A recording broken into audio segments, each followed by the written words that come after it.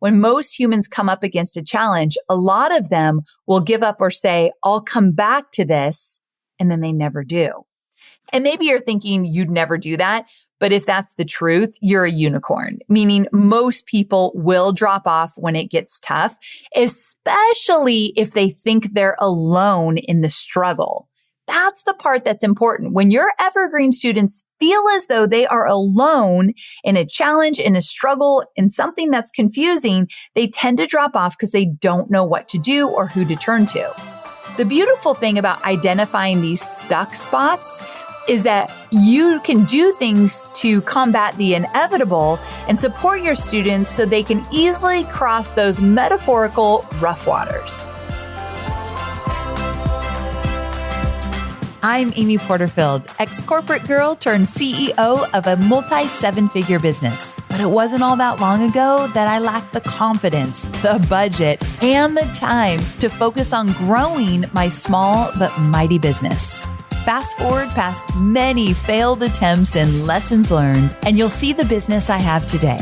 One that changes lives and gives me more freedom than I ever thought possible. One that used to only exist as a daydream. I created the Online Marketing Made Easy podcast to give you simple, actionable, step-by-step strategies to help you do the same. If you're an ambitious entrepreneur or one in the making who's looking to create a business that makes an impact and a life you love, you're in the right place, friend. Let's get started. If you love Online Marketing Made Easy, you gotta check out Entrepreneurs on Fire, hosted by my dear friend, John Lee Dumas. He discusses things like how to live tax-free as an entrepreneur. Yes, please. And shares inspiring stories like how a college sophomore turned $20, a cell phone, and a dream into a cookie company valued at over $500 million. I mean, you gotta love stories like that. He'll leave you with actionable steps and fired up. Be sure to check out Entrepreneurs on Fire wherever you get your podcasts. Well, hey, my friend, welcome back to another episode of Online Marketing Made Easy. How are you doing these days? By the time this episode goes live, I will be on my sabbatical, soaking up some very special time with my family. And I just know that I'm going to come back recharged and ready with so many ideas to bring you, and I can't wait. Now, all that being said, I hope you're finding a few moments of rest and relaxation and some time away with your family and friends. And if not, my challenge is for you to take or make some time. I know this can be tough, but we always come back 10 times better. Always. After finding some rest, we come back better. So my challenge for you is to make it happen. Now, before we dive into this episode, I want to share something extra special with you. I've been thinking about you a lot lately, and I've been paying attention to what seems to be some of the biggest pain points for you and for so many of my listeners. And one keeps coming to the surface. The winner? Content creation and the struggle around planning, organizing, and creating it. So I get it. The struggle is real, and I'm here to help you get clarity and ease so you can keep sharing your message with the world and leaning into your purpose. So in doing so, I've created a free 3-month plug and play content calendar template so that mapping out your upcoming content can feel easy and fun. So I created a content calendar template years ago, and because it was so wildly popular, I decided it was high time I revamped it and updated it. So you'll love this updated version because not only does it allow you to seamlessly plan out what content goes out and when, so like your podcast, your video, or your blog every single week, but I've also added space for you to plan out your social content. And I think when your social content and your original content is in one place, it's easier to see the areas that you can repurpose content as well. So I'm going to give you the link. It's a unique link. I've never given one out like this before, so pay close attention. amyporterfield.com/hashtag content calendar. So it's that hashtag symbol content calendar. And when you go there, it will take you to this free template. Now, if you don't want to go to amyporterfield.com/ #content calendar, just go to the description where you're listening to this episode, let's say on your mobile or wherever you're listening to it. Go to the description. I'll have a link to the freebie right there for you as well. Now, for today's episode, well, it's a good one if I don't say so myself. Actually, a little behind the scenes for you. When we decided on this topic in the pitching meeting, Jazzy and Kai and I got so excited. So that's my team that works on all my podcasts. We knew it was going to be a huge hit for you because in the spring of 2020, we actually released an episode on how to go evergreen for beginners. And it was one of our most popular episodes. That was episode 376. So you can just go to amyporterfield.com/376, or I'll just link to it in the show notes. But it was how to go evergreen for beginners. So you can kind of consider this an extension of that episode. And to take you even further behind the scenes, for many years, we thought that our online marketing made easy audience was made up of super beginner entrepreneurs. And although there are some super beginner entrepreneurs, shout out to you, high five, it turns out that there are a lot of people in this audience that are more intermediate in entrepreneurship. We found this out when we did a quiz in January, learning more about you. So I know that many of you are looking for a few more intermediate strategies, and that tells me that a handful of you either already have an evergreen course or you're looking to create one.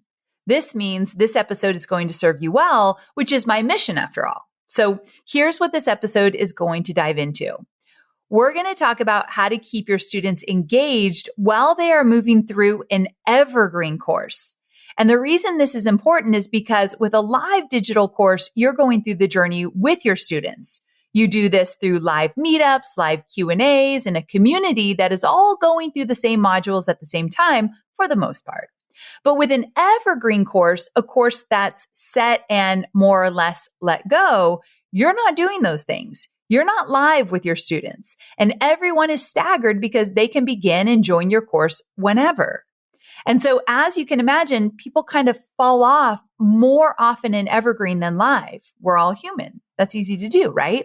Which is why if you have an evergreen course or funnel, it's so important to think about how you're going to engage your students to stick with it and get to the end of your course. And more importantly, take what you've taught them and put it into action.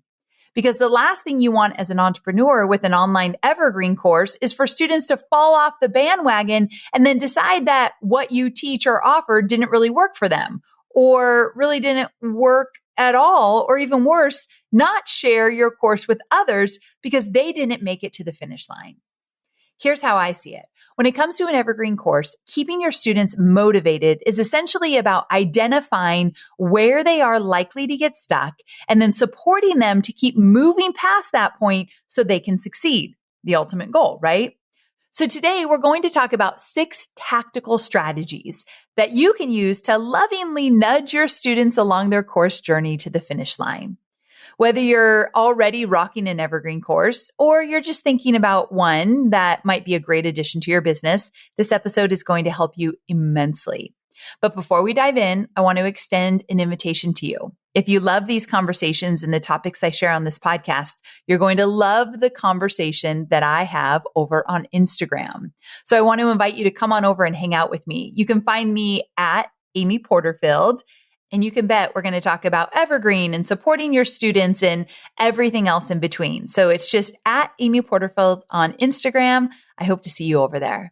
All right, let's do this. The first strategy I want to share with you is all about being intentional about the onboarding email sequence that you create for your students once they enroll. From the minute someone joins your Evergreen course, your goal is to make them feel as though they've made the perfect decision. You want your students to feel like they're not alone in the process, that they have everything they need to succeed, and that they have someone cheering them on along the way. The content you include in these emails is very intentional, as is the number of emails you send and the timing of each email. We tend to send out 7 emails within a 30-day span for our Evergreen courses. Here's what they look like. I'd recommend sending an email immediately. This email should include a warm welcome, any login details your new student may need, and guidance around using the course platform. After that, and we actually do this 2 days later, we send a little email that offers them tips and habits to help them gain instant momentum and get started on their journey. We really want them to get in the program. So that's what email number 2 does, just in case they didn't get started with email number 1. From there, it really depends on whether you're dripping your content, which is essentially having one module go live each week, or if you give them all the modules up front. If you're dripping, your next emails can all correspond with the new content that's going live weekly. You can send an email announcing the new module and sharing what it's all about and what they'll get out of it.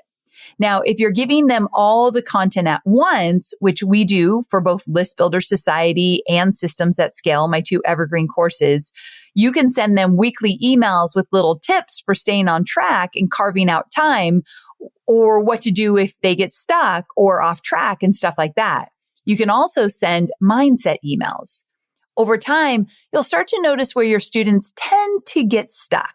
So aligning your weekly mindset emails with those areas of your course is really helpful for your students. We absolutely do this for all of our courses, Evergreen and live courses.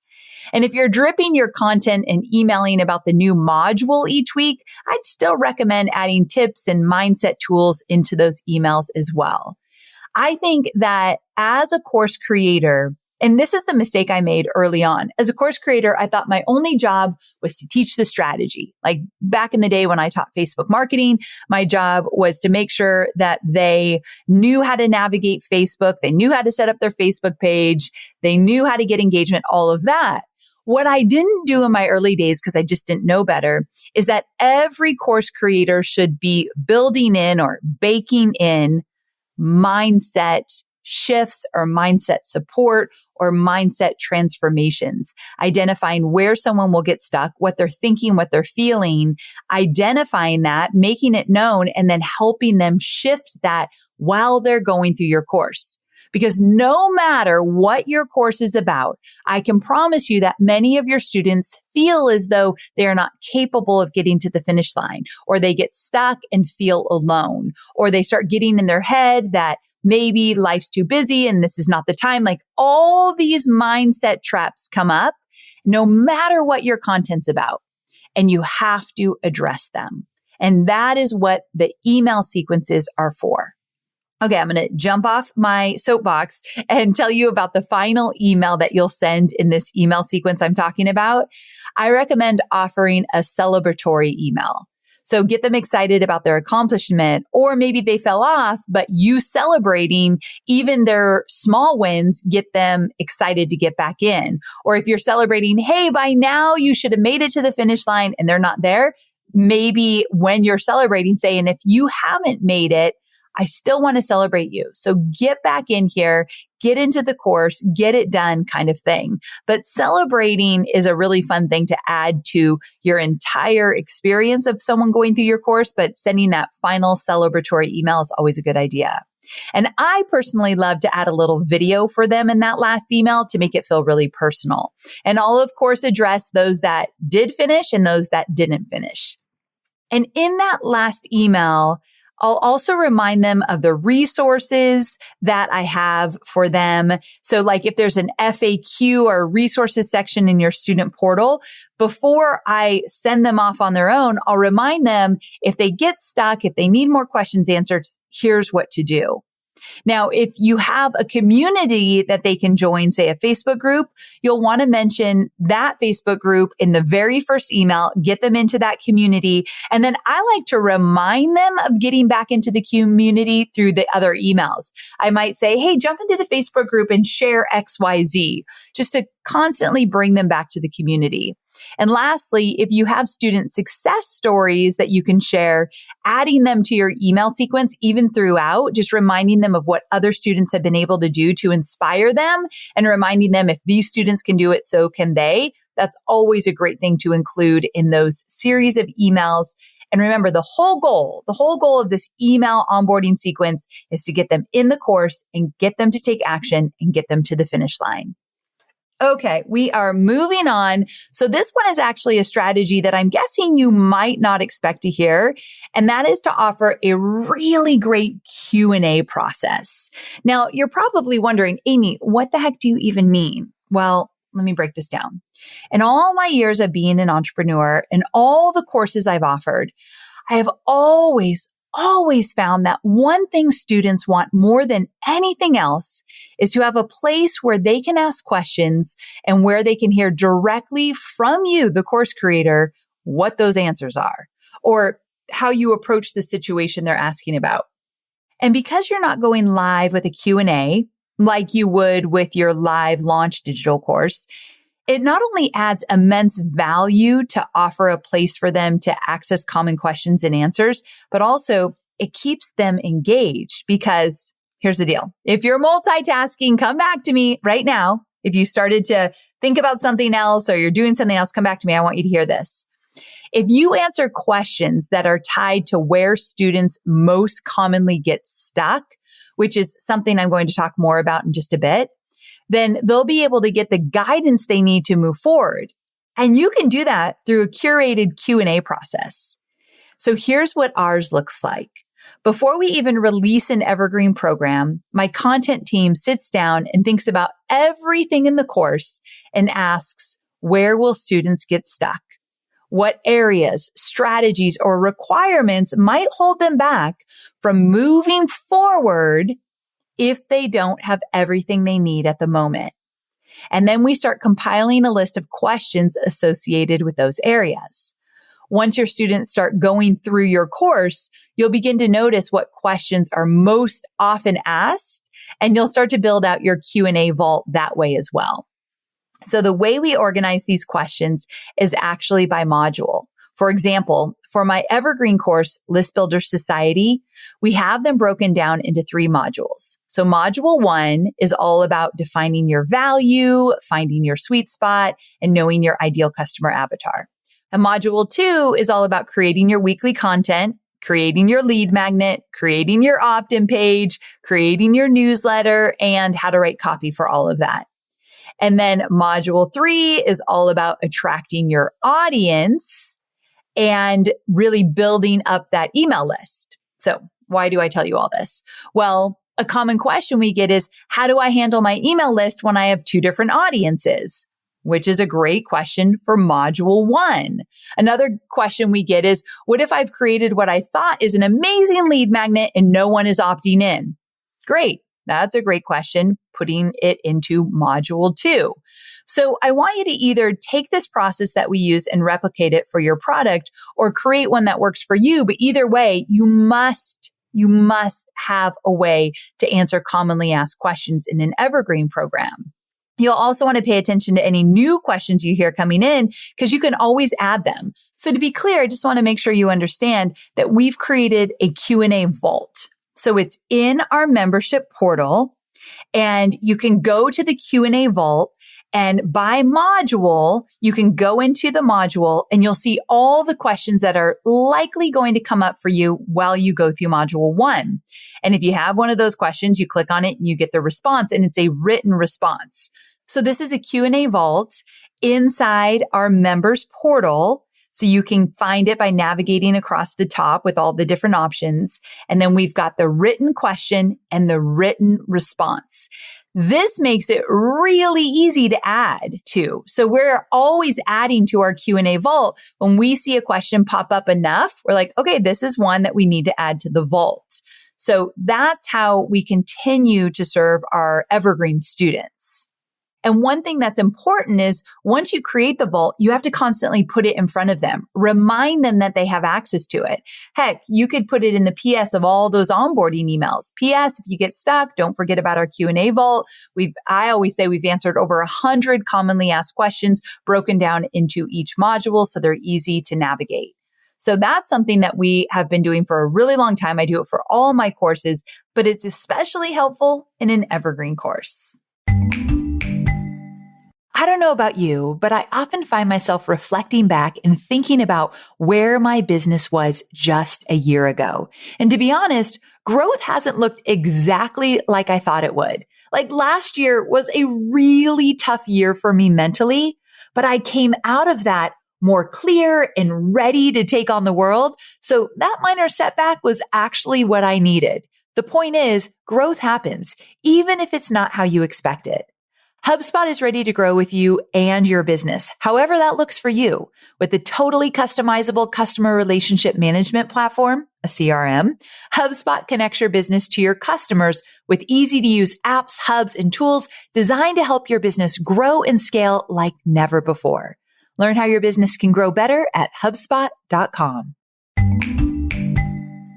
Another strategy that I honestly think might be one of the most important is to sprinkle pep talks and mindset videos throughout your product and your email sequence. Now, I've already talked about this a little bit, but I want to get very specific so you know what the heck I'm talking about. So I mentioned earlier that you'll want to pay attention or identify ahead of time where your students get stuck. So you're going to take an educated guess in the beginning before you have any students. But then once you have students, you pay attention to what they're frustrated with or the kind of questions you're getting that they're really saying like, this isn't working for me. The reason it's so important to do this is because these tend to be the exact spots where students fall off. Think about it. When most humans come up against a challenge, a lot of them will give up or say, I'll come back to this. And then they never do. And maybe you're thinking you'd never do that. But if that's the truth, you're a unicorn, meaning most people will drop off when it gets tough, especially if they think they're alone in the struggle. That's the part that's important. When your Evergreen students feel as though they are alone in a challenge, in a struggle, in something that's confusing, they tend to drop off because they don't know what to do or who to turn to. The beautiful thing about identifying these stuck spots is that you can do things to combat the inevitable and support your students so they can easily cross those metaphorical rough waters. And you're probably picking up on this. The one way I love to do this is through mindset videos or pep talk videos. So here are a few ideas for where to use these and how to create them. So I record a few of these videos while I'm recording my course training videos. That means that for some of them, I actually have a script. I like to put them throughout the course in the modules that might be a little heavier or more difficult, like modules where my students, again, might get stuck because I'm challenging them to do something out of their comfort zone, or maybe there's just a lot of steps. So it's going to feel a little overwhelming to them. That's another area where I identify where to put a mindset video. So I'll actually do a mindset talk, like a short pep talk in an actual lesson. And maybe I'll teach the lesson and say, look, this is one area where a lot of my students get stuck. Here's why. Here's what we're going to do about it. So I'll literally bake it into the lesson. But I've also created these videos off the cuff just to throw in an email. And the cool thing is that you can use the video or email over and over again for your Evergreen email sequence. So these videos go a long way. And I tend to do this when I notice that my students are at a halt somewhere, or maybe something heavy is going on in the world that might hold them back from moving forward. This can be a good time to hop on video and just let your students know that you see them, you're there for them, and you have a solution to help them keep moving forward. And one thing I like to do is remind them of what moved them to enroll in your course in the first place, and encourage them to dig deep and just remember their why and keep coming back to it. Focus on their goals. I always say, remember how excited you were to hit that button to enroll. Let's bring back that excitement. Sometimes they need that feeling in the middle of your course. They've lost that love and feeling and they need to bring it back. Well, you've got to remind them to do so. So I'll do off the cuff videos on my iPhone and just put it in an email. Some of the cool ways to do that is like through a tool called BombBomb. So BOMB. That's a great tool to embed video into an email. And it looks like the video's playing right when they open the email. It's really cool. So as you start to get students through your course, or maybe you already have students going through your Evergreen course, you can have them fill out a survey and ask them point blank, where are you getting stuck? What modules or strategies are keeping you from moving forward and why? So this is how I really identify where my students are getting stuck. Newsflash, I ask them. So you can do a survey halfway through or where they might be halfway through. I'm well aware that when you have Evergreen, you don't know where anybody is throughout the course, but you can say, okay, if they join, let's say on May 1, by the middle of May, they should at least have gotten through 2 modules. So I'm going to just guess where they might be, that kind of thing. It's all you can do with Evergreen. So that's how you can kind of pre-program these emails that you want to go out. So once you start to see patterns in their answers from that survey, you'll know exactly where to put these mindset videos and what to say. So just know it gets a whole lot easier once you start asking.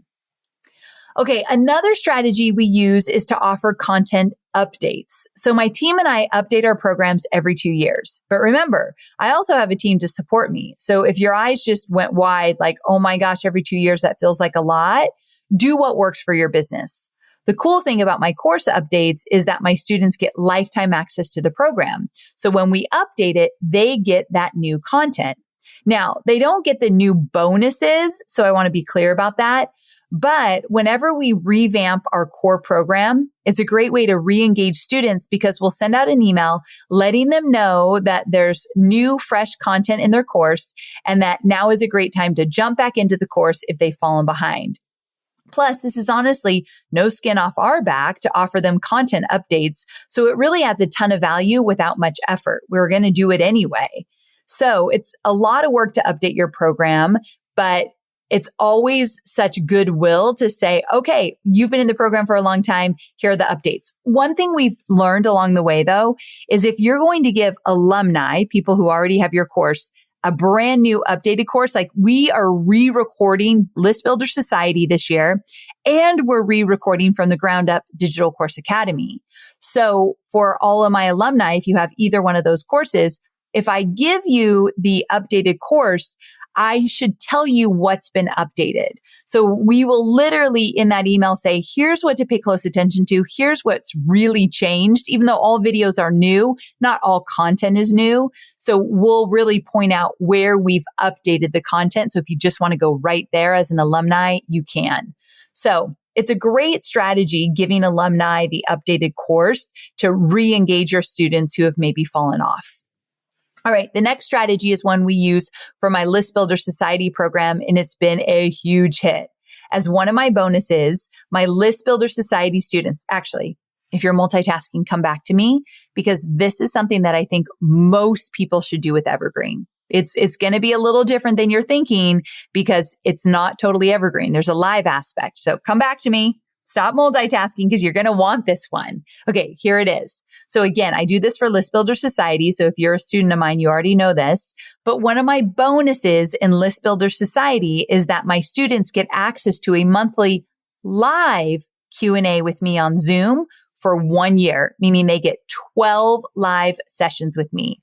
So we started this about 2 years ago, and my goodness, it's been a hit. My students love it. I actually really enjoy it. And it definitely gives a human element to an Evergreen program. We've also heard from our students that if they were on the fence about List Builder Society, this was the bonus that helped them jump off that fence and get into the program. So if you have the bandwidth and ability to do this, I highly recommend it. Here's what we do. We use a Google form where students can submit their questions. And then every last Tuesday of the month, I keep it at the same time every last Tuesday and the exact same time of day. And I go live and answer as many of those questions as possible. Now, to make sure we make the most of the time, I have my content team go into our Q&A document and add the most common questions from the Google form. So often we'll see similar questions pop up and I make sure to address those. Now, after each live, we download the video from Zoom, which is the platform that we host the live video, and then we upload it to our course platform along with an audio recording and the chat transcript. So they get the video of it, the audio only of it, and a chat transcript so they can see the questions that people said in the chat. And then they have 1 month until the next live to watch or download the video. And then we've tagged them in our system to stop receiving the notification emails with the live details 1 year after they join the Evergreen course. So once they've gotten 12 of these, we remove a tag so they no longer get emailed about an upcoming live, because we want to make sure that like it's in some kind of container and it's not indefinitely, so that they really take advantage. Like, I've only got 12, so I better be there.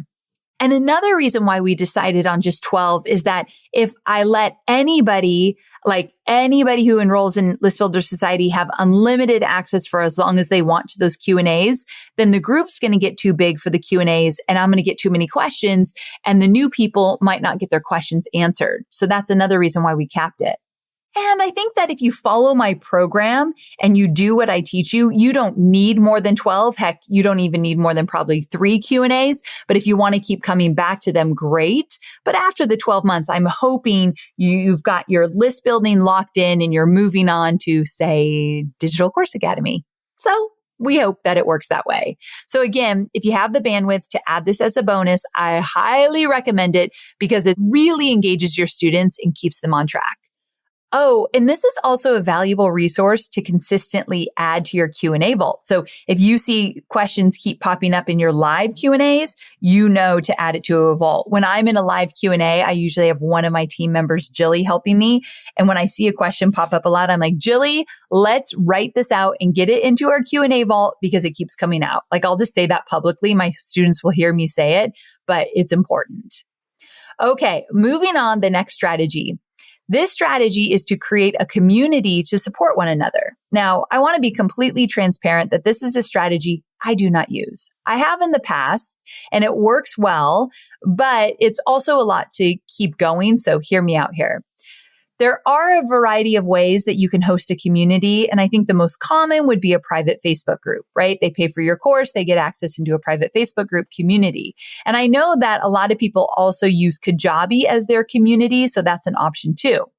The benefit of this is that your students can engage with other students who have the same goals and the same interest, and they're doing the same thing in your course. So you're really providing them with an opportunity to build a community of like-minded people. Now, if you choose to do this, I'd recommend that you encourage your students to seek out others to build, let's say, an accountability group or some kind of mastermind. That's something I do with my membership experience, and it allows my students to get real-time and quick feedback on things. Plus, it's a great way to keep them on track. So I encourage my students in a private Facebook group to get together, to take it beyond just the Facebook group, get into accountability pods or create their own little mastermind so they're actually helping each other. Now, if you choose this route, you'll have to decide if you're going to curate the content in this group and manage it. So for some, this is totally worth it. For others, it's a huge time commitment. So you got to make that choice. Like, what are you going to do in this group? Are you just having the group so they can support each other? Or are you going to actually create content for it as well? I want to be honest that there are a few things that I find to be unattractive about hosting a community for your Evergreen. And one, because it's Evergreen, the community can quickly become extremely large and comments can get lost, defeating the purpose of finding support. Because remember, you're constantly adding to it. B is that it can also cause an issue that people will be coming in at different times. So you'll have people done or almost done with the course mixed with people that are starting on day one. Now, this actually might be a perk for some. They like having people at all different levels. But my students at the beginning of my Evergreen courses are asking very different questions than those that are kind of moving on to Digital Course Academy. And so that always was a struggle for us. And also maintaining private communities are a lot of work. So I try to be selective. I may go back to a community for my Evergreen, but right now I don't have one. The only thing I have is those live Zoom Q&As once a month. So it's a strategy to look into, but it's not for everyone. So there you have it.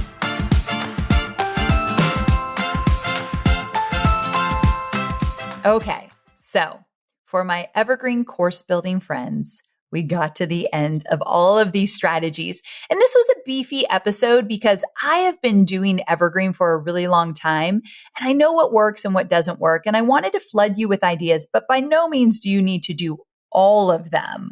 That's a lot. So just choose one or two that you think would be really valuable, and I want you to go for it. Like I said, the last thing you want is for them to not get through your program, not get the benefits of it, and then not move closer to their desire or their dream or their goal. So here are your action items. Like I said, choose one or two of these strategies, start planning for them. Create a project plan so you actually implement them step by step. And if you're listening to this episode when it goes live, we're almost at the end of quarter 2. So by the start of quarter 3, I want you to have your project plans laid out so that you can work on these strategies in quarter 3 and hopefully complete them. Just a suggestion. So head on over to Instagram. Remember, I'm just at Amy Porterfield, and tell me which one of these strategies you're going to implement by quarter 3. I want to hear from you. Really, go do it. Follow me on Instagram and send me a DM. Also, you know what I always say at the end of my episodes. If you love this episode and you think a friend would really enjoy it as well, grab the link, text it to them, share it with a friend. My goal is to support as many entrepreneurs on their journey as possible. All right. So I'll see you again, same time, same place next week.